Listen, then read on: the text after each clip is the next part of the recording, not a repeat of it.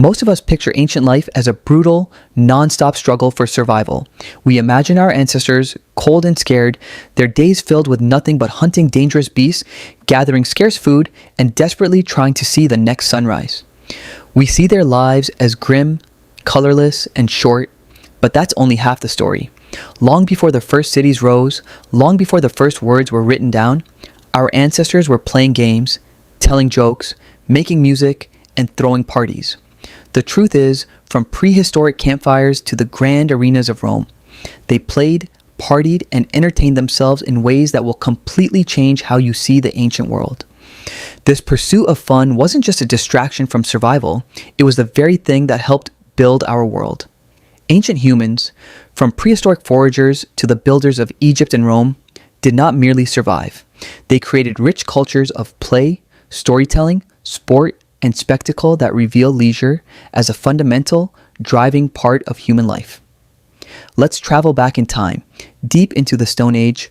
The world is a dangerous place filled with predators and uncertainty, but around a crackling fire, something incredible is happening. It's here, in the flickering light, that we find the heart of prehistoric entertainment. Storytelling was one of humanity's oldest forms of connection. It was around the fire that myths were born, knowledge was passed down, and group identities were forged. This wasn't just idle chatter, it was a survival tool wrapped in the fabric of fun, teaching younger generations about the world, its dangers, and their place within the tribe. And these gatherings had a soundtrack. Archaeologists have discovered flutes carved from bird bone and mammoth ivory that are around 40,000 to 43,000 years old. Imagine that. People were making music tens of thousands of years before they invented farming. They sang, they clapped, and they drummed on whatever was available. Many scholars theorize that these rhythmic sessions, combined with the hypnotic firelight, could have induced trance-like states, communal experiences of dance and connection that bonded tribes together in ways nothing else could. They'll also express themselves visually. In caves across the world, they left behind more than just pictures of animals. They left their handprints, ghostly signatures that cry out across the millennia. I was here. You could almost call it the world's first social media, a way of signaling identity and belonging within the group. They adorned their bodies with shell necklaces and carved intricate figures from stone and ivory. It's a powerful realization. For our earliest ancestors, fun wasn't a luxury. It was a core part of their existence. It was how they built communities, shared knowledge, and made life in a harsh world not just survivable, but meaningful. But our ancestors' creativity didn't stop with music and stories. When they got bored, they invented another timeless pastime, games. And just like today, play was for everyone, adults included. A child throwing a stick at a tree was learning to aim for a hunt. Teenagers wrestling or racing were training their bodies for speed and combat. These war games were a way to practice essential skills without the life or death consequences. In this sense, play and survival were deeply linked. As societies became more complex, so did their games. In the sands of ancient Egypt, one of the world's oldest known board games emerged, Senet. Found in tombs dating back over 5,000 years, the game became famously associated with the afterlife. While King Tutankhamun was buried with several Senet sets, the game is much older than his time. Players raced their pieces across a grid of 30 squares, and for the Egyptians, Senet was more than just a game. It came to symbolize the soul's perilous journey through the underworld. Winning wasn't just for bragging rights, it was a spiritual victory. Meanwhile, in Mesopotamia, another classic was born, the royal game of This 4,600-year-old game was a race across a distinctive board of 20 squares. Incredibly, we even have a good idea of how it was played, thanks to rules that have been reconstructed based on an ancient clay tablet.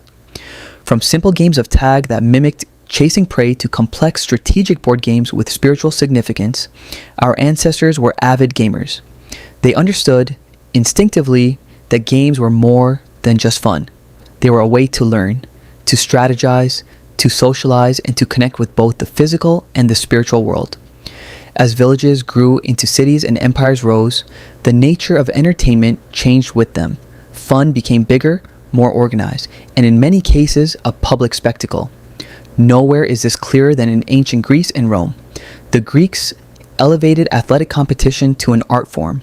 Their cultural appreciation for physical excellence led The Romans inherited many Greek traditions but took public entertainment in a far more brutal and spectacular direction. If Greek fun was about individual excellence, Roman fun was about the power of the state and mass entertainment. Their passion was for the arena. Chariot races at the Circus Maximus were heart-pounding events where factions of fans, much like modern sports fanatics, cheered their teams on in a dangerous spectacle where death was a real possibility. And then there were the gladiatorial games.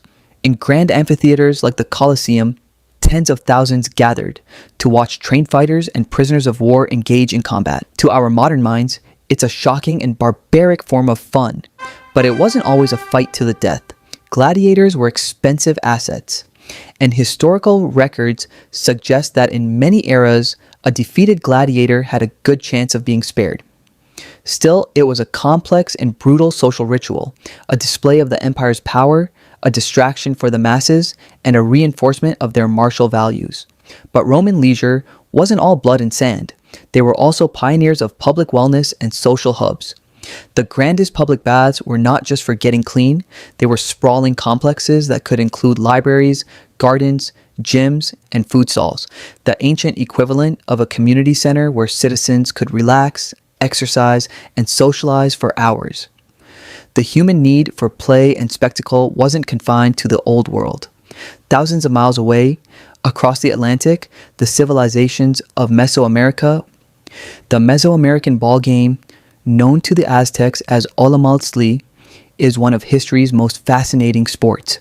Originating as early as 1500 BCE, the basics involved two teams trying to hit a solid, heavy rubber ball, which could weigh up to 9 pounds. Stone hoops were set high on the court walls, and getting the ball through was an incredibly rare feat. But this was far more than a simple sport. The game was deeply woven into Mesoamerican mythology and religion. The court was a stage, and the game itself was often a ritual reenactment of cosmic battles between gods. The movement of the ball could symbolize the sun's journey across the sky. This ritual significance carried incredibly high stakes, while it was also played casually. In some major formal games, there is evidence that the losing team, or even its captain, could be sacrificed to the gods. It was, in some cases, quite literally a game of life and death. We've seen how fun shapes societies, but could it have shaped the very course of human history? Our final stop takes us to a discovery so profound it has forced us to question what we thought we knew about the dawn of civilization. The site is called Göbekli Tepe, a mysterious and ancient temple in modern-day Turkey. Dated to over 11,600 years ago, its massive, intricately carved stone pillars were erected by people who were still hunter-gatherers. This discovery was world-shattering because it challenged the established timeline of human progress by showing that monumental architecture and large-scale ritual gatherings existed before the widespread adoption of agriculture. But one of the biggest surprises was hidden in plain sight. Archaeologists found enormous limestone troughs, some capable of holding up to 160 liters. Chemical analysis of residues found inside these vessels revealed traces of calcium oxalate, a byproduct created when grain is fermented. The evidence points to an astonishing possibility. The people who built Göbekli Tepe may have been brewing beer. This has given rise to the beer before bread theory. The hypothesis suggests that the desire to produce alcohol for large-scale feasts and rituals may have been a key motivation for domesticating wild grains. For decades, we've assumed that humans started farming to make bread, a food for survival. But Göbekli Tepe suggests we might have started farming to throw better parties. The desire for the social bonding and ritual significance of alcohol may have been a catalyst for the agricultural revolution, one of the most important events in human history. From the intimate storytelling circles of the Stone Age to the grand spectacles of the Roman Colosseum, from the sacred board games of Egyptian pharaohs to the world-altering feasts at Göbekli Tepe, the story of humanity is inextricably linked to the story of fun. Our ancestors understood that leisure wasn't wasted time. It was the glue that held societies together, the engine of cultural innovation, and the practice ground for essential skills. They proved that creating joy, art, and community is just as fundamental to being human as finding food and shelter. If this changed the way you see ancient humans, hit that like button and subscribe for more hidden stories from our incredible past. and let us know in the comments which ancient pastime surprised you the most. So the next time you lose yourself in a video game, cheer for your favorite sports team, or share a drink with friends, take a moment to remember, you're not just wasting time, you're participating in one of the oldest and most important human traditions of all.